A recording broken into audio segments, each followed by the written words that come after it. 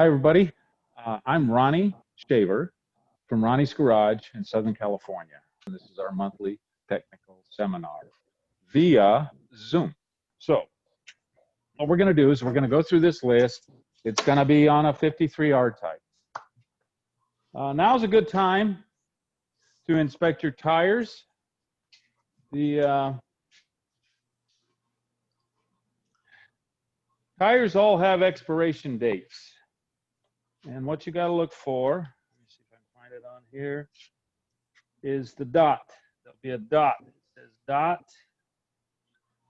Maybe they're on the outside. Dot. This is hard to do without.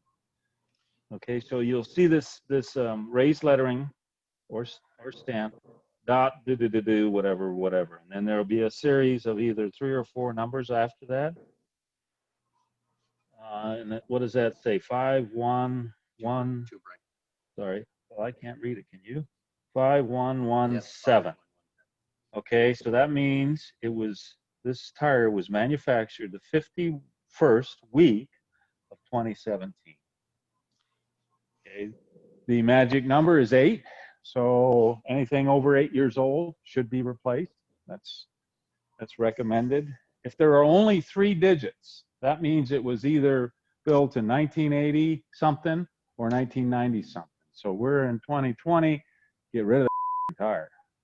Even if it looks just like this, if it's 20 years old, who knows what's going to happen when you're on the highway with your loved ones going 55 miles, 75 miles an hour, and don't forget all the people around you. So if you lose a tire on one of these old cars, they are not very easy to keep under control. I have a client and a club member who had a Silver Cloud 2, and he had a blowout on the highway, did a full 360 in the middle of a very busy highway, lost his hubcap, and survived it and didn't hit anybody else. But that's scary. And his tires were old. So anyway, so now you also want to check. I use a little T-scale, but you want to check how deep the tread is. I always go on the outside edges, typically, because they wear more on the outside edges. So you want to know the measurement right there. Typically, they're measured in 30 seconds. So let me see if I have a T-scale over here. My tire scale is all the way across the shop. I don't have my glasses, so I'm not going to be able to read. So you can just extrapolate if you want, or use a little T-scale. And I cannot read. So whatever that is sorry about the light. That one's probably about 9:30 seconds.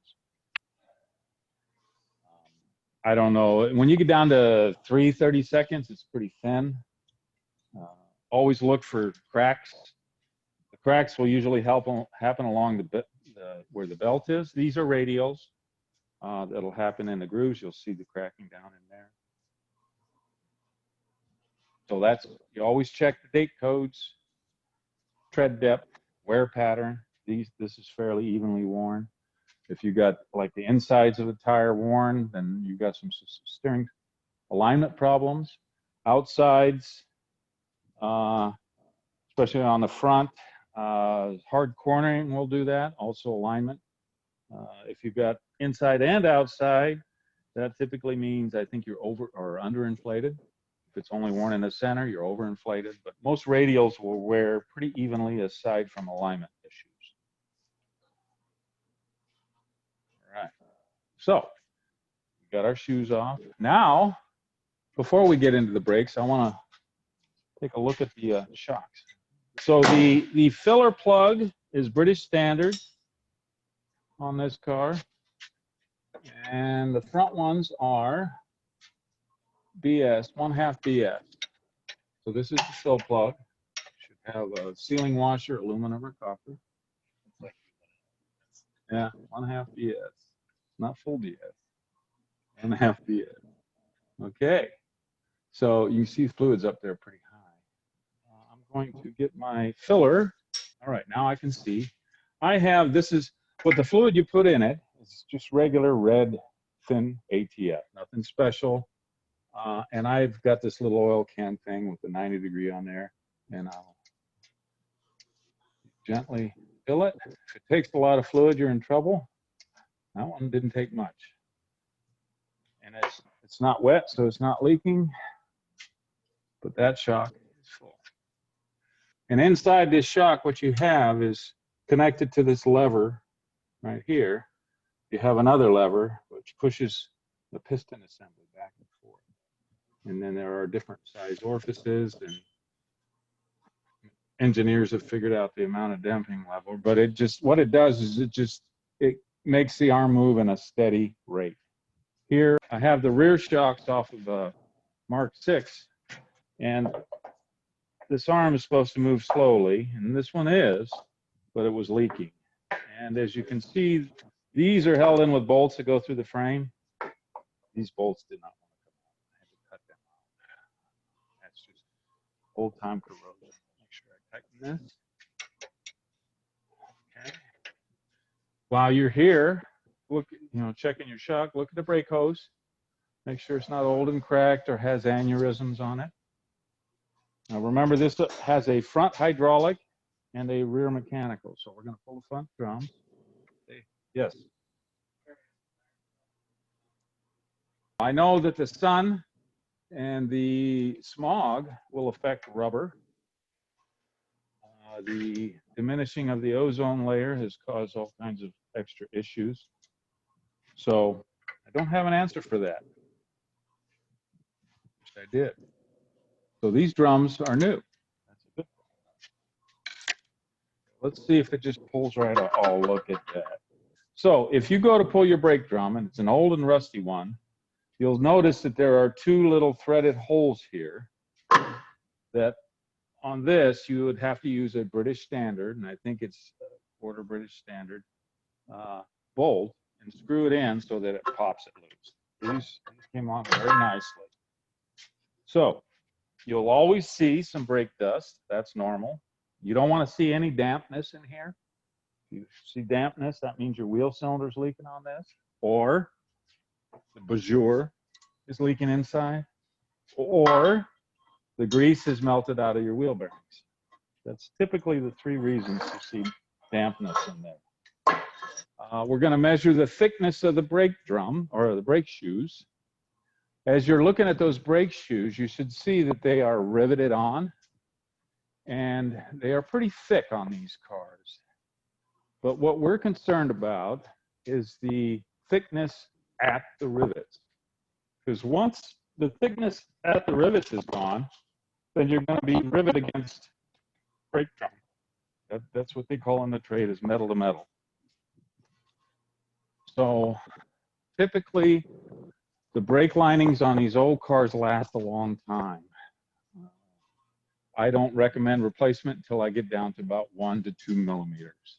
So I just grab my correct tool here. And I always measure near the center of the shoe, right on the end. This is, so what we're going to do, that light's much better. This has got 32nd 10 millimeters, so I'm in the millimeter scale. And we're at 3. So it's got plenty of meat right there. You want to look for any kind of wetness around here. That's nothing. But if these are dripping fluid, that means you've got a wheel cylinder starting to leak. I will typically use this brake cleaner, any kind of standard brake cleaner, and you'll see lots of dust builds up in here.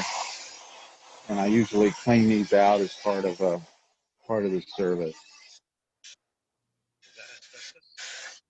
It's not supposed to be anymore. So I don't have any way of knowing if that's asbestos, but they should not be. They banned that a long time ago in brake systems.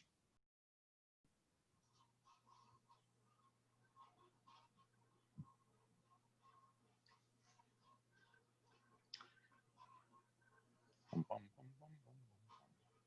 this is down to 2. We'll let it go to 1. This car, I think, has had 100 miles put on it since the last service a year ago. And that was probably just to drive it home.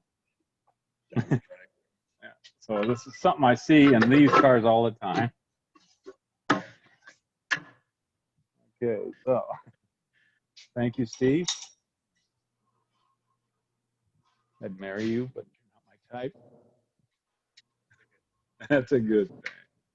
Plus, then it would be incest, wouldn't it? Since we're brothers.